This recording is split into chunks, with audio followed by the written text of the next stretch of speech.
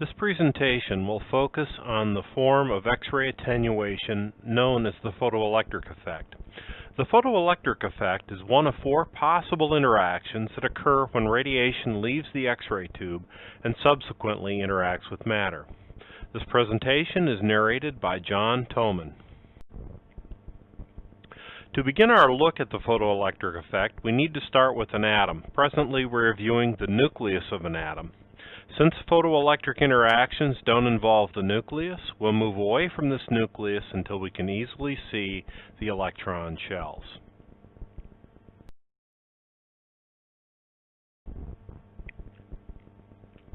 We now see the atom in its first three electron shells, K, L, and M. The electrons are represented by the green circles, and the blue circle to the right of the screen, a photon of X-ray energy. Before we start the animation, let's set the rules necessary for an interaction to occur. First, photoelectric interactions only occur if the X-rays strike a K or L shell electron. Second, the photon that causes the interaction must have an energy greater than the binding energy of the electron, because this reaction requires the removal of that electron. Third, the possibility of interaction is greatest if the photon has an energy near the binding energy of the electron and decreases markedly as the photon energy increases. As the photon travels, it will vibrate along its path and will eventually strike one of the K shell electrons. Now the photon knocks the electron out of its orbital, and the X-ray also leaves following a new path. From this point, we'll ignore the X-ray and the electron because they're unimportant in understanding the further reaction. The atom is faced with an unfilled inner shell, and this is an intolerable situation. The immediate solution is to pull an electron down from another shell, in this case from the L shell. Whenever an electron is moved from a higher energy orbital further from the nucleus to a lower level, the electron must give up energy. In this case, the energy difference between the shells is great enough to produce a new X-ray photon.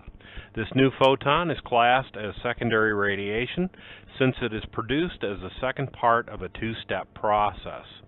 Typically, secondary photons have little energy and are absorbed locally in the patient's tissues, so they pose no threat to the technologist.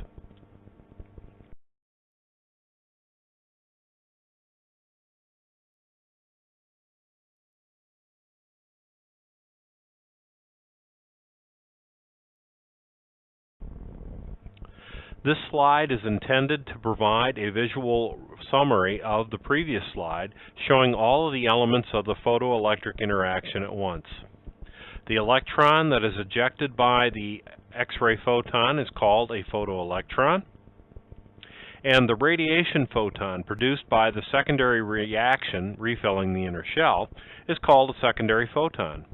Remember that the photoelectric effect is thought to be responsible for the absorption of X-ray photons in the patient's body and explains why X-rays are absorbed more in bone than in soft tissue.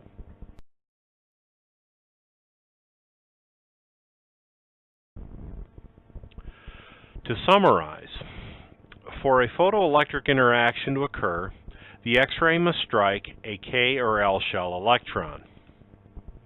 Since photoelectric interactions involve a two-step sequence of events, the radiation produced by the interaction is classed as secondary radiation. The probability of a photoelectric interaction increases with the atomic number raised to the third power. This easily explains why some materials, like bone, which is rich in calcium, absorb X-rays at a much higher rate than other soft tissues. Furthermore, don't forget that the likelihood of a photoelectric interaction depends upon the energy of the X-ray photon. As the photon energy increases past the binding energy of the K or L shell electron, the likelihood of interaction decreases, which explains why high-energy X-ray photons are more penetrating than low-energy photons. Finally, the secondary photon doesn't contribute much to technologist dose because they are most likely to be absorbed in the patient's tissues. This will end my presentation. Thank you.